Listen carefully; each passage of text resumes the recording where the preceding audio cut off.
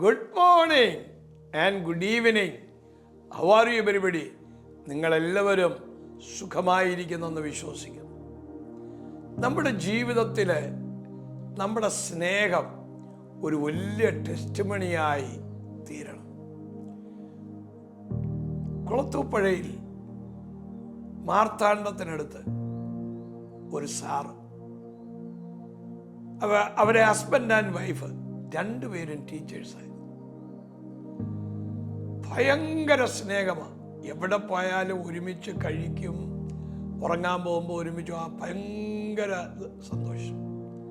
അവർ പ്രാർത്ഥിക്കുമായിരുന്നു, ഞാൻ മരിച്ചു കഴിഞ്ഞിട്ട് എൻ്റെ ഭാര്യ ജീവിച്ചിരിക്കുന്നത് ഞങ്ങൾ രണ്ടും ഒരുപോലെ പോകണം.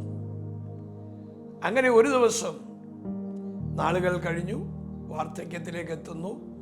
ആദ്യം ഭർത്താവ് മരിക്കുന്നു, പിറ്റേ ദിവസം ഭാര്യയും മരിക്കുന്നു. രണ്ടുപേരെയും ഒരുമിച്ച് ഫ്യൂണറൽ സർവീസ് നടത്തി. അവരുടെ ആ ജീവിതം, സ്നേഹം, ഐക്യത ഒരു വലിയ മോഡലായിരുന്നു ആ സ്ഥലത്ത്. സ്നേഹം ഒരു ടെസ്റ്റിമണിയാണ്. Love is a testimony.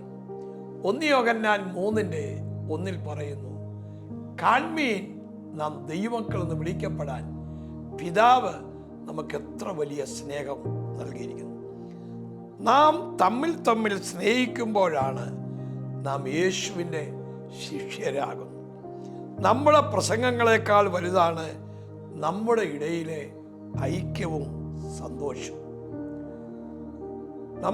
നമുക്കെല്ലാം ഓരോ ശുശ്രൂഷകളുണ്ട്. പ്രസംഗം, പ്രവചന ശുശ്രൂഷ, രോഗശാന്തി, ഇതെല്ലാം നമുക്കുണ്ടെങ്കിലും പരസ്പരം സ്നേഹിപ്പാൻ കഴിയാത്ത സാഹചര്യങ്ങൾ. ലവിങ് ഇത് അൺലവബിൾ. സ്നേഹിക്കാൻ പാടുള്ളവരെ സ്നേഹിക്കുക. അതൊരു ഭയങ്കര തോട്ട്സാണ്. സ്നേഹിക്കാൻ തോന്നുന്നില്ല, സ്നേഹിക്കാൻ പറ്റത്തില്ല എന്ന് പറയുന്നവരെ നാം സ്നേഹിക്കണം. അതാ ക്രിസ്തു. നമ്മളെ സ്നേഹിക്കാൻ കൊള്ളത്തില്ലായിരുന്നു. നമ്മളെല്ലാം ഭയങ്കര പാപികളായിരുന്നു. ഇപ്പോൾ രക്ഷിക്കപ്പെട്ടു വന്നു. അത് കഴിഞ്ഞിട്ടും നമ്മുടെ ജീവിതത്തിൽ എന്തെല്ലാം പ്രശ്നങ്ങളുണ്ട്. കർത്താവ് പിന്നെ സ്നേഹിക്കുന്നു. നമ്മുടെ കുറവുകളെ കർത്താവ് ക്ഷമിക്കുന്നു. എത്ര നല്ല കർത്താവ്! മനുഷ്യനെ പക വീട്ടുവാൻ നോക്കും. എന്നാൽ യേശു അങ്ങനല്ല, പക വീട്ടുന്ന കർത്താവല്ല. കർത്താവ് സ്നേഹിക്കുന്നു.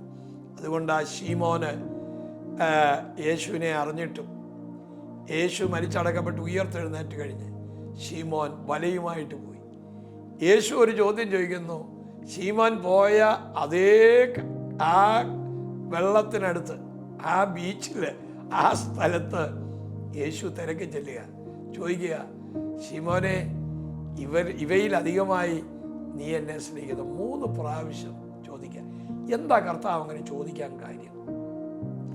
ശീമോനോടൊരു കാര്യം പറഞ്ഞു, ഞാൻ നിന്നെ മനുഷ്യനെ പിടിക്കുന്നവരാക്കും.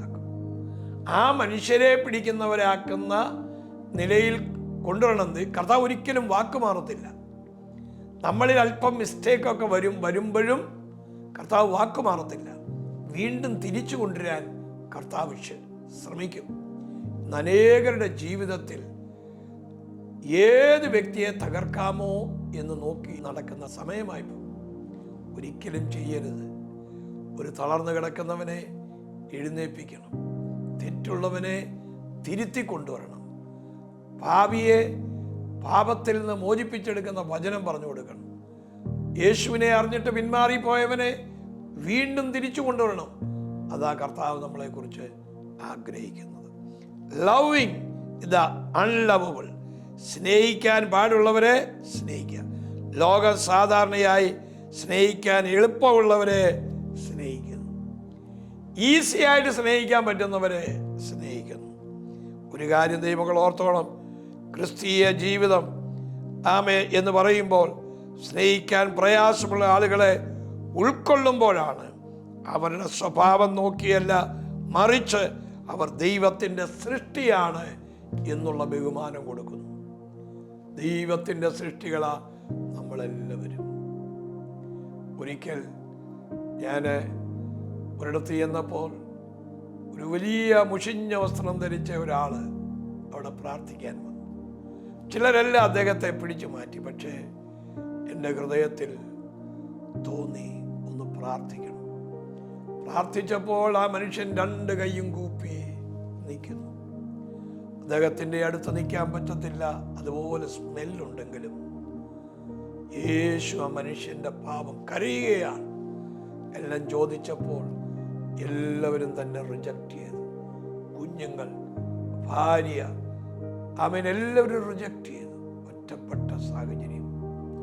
അന്ന് താൻ കർത്താവിന് വേണ്ടി ജീവിച്ച് ഇന്ന് അദ്ദേഹം മുടിയെല്ലാം വെട്ടി, ദീക്ഷയെല്ലാം പഠിച്ച്, മുഷിഞ്ഞ വസ്ത്രം മാറ്റി, ബൈബിളും പിടിച്ച് ഒരു ചർച്ചിൽ പോകുന്നുണ്ട്. എല്ലാവരെക്കാളിലും മുന്നിൽ ആ സാധുവായ മനുഷ്യൻ ചർച്ചിൽ ചെല്ലുന്നു. തനിക്ക് വേറൊന്നും നോക്കാനില്ല, ചിന്തിക്കാനില്ല. തനിക്ക് യേശു എന്നുള്ള ഒരു ചിന്ത.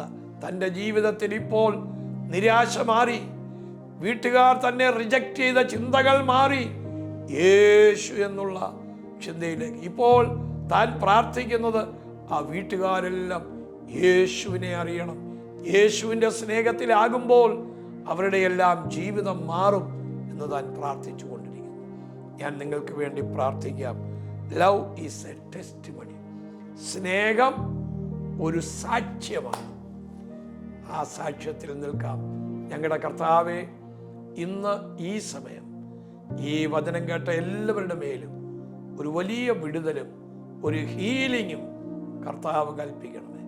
അങ്ങയുടെ വലിയ മഹിമയ്ക്കായിട്ട് ഒരുപാട് നന്ദി പറയുന്നു. അത്ഭുതങ്ങൾക്കായി നന്ദി. യേശുവിൻ നാമത്തിൽ തന്നെ. ആമേൻ. God bless you. Love you. കർത്താവ് എല്ലാവരെയും അനുഗ്രഹിക്കട്ടെ.